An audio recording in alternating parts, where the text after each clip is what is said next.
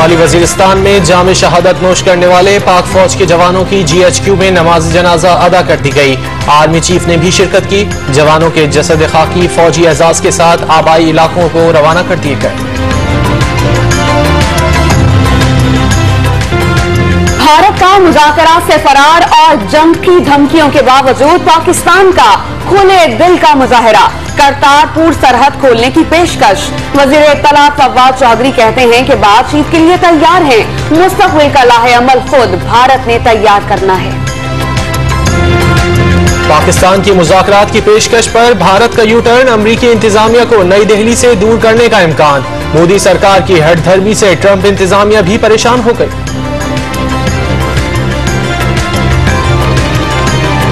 MQM के रहनुमा फारूक सत्तार कहते हैं, आर्मी चीफ के बयान से भारत का असल चेहरा बेनकाब हो गया।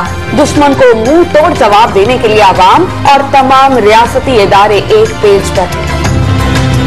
वजीर आजम इमरान खान लाहौर पहुंच गए। गवर्नर और वजीर आला पंजाब से मुलाकातें। सीनियर वजीर अलीम खान नए बल्दियाती निजाम और 100 दिन के प्लान पर ब्रीफिंग देंगे। लाहौर में वजीर आजम इमरान खान की रिहाइशगाह के बाहर हाउसिंग सोसाइटी के मुतासरीन का एहतजाज। अंदर जाने की कोशिश पुलिस ने नाकाम बना दी। सड़क बंद होने से गाड़ियों की तवील कतारें लग गईं।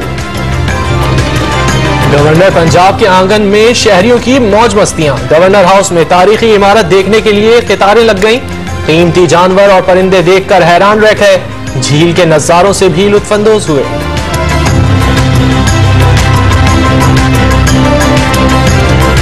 पंजाब के 13 शहरों में मेडिकल और डेंटल कॉलेजेस में दाखिले के लिए एंट्री टेस्ट। 65,000 से ज्यादा तलबा ने किस्मत आजमाई की।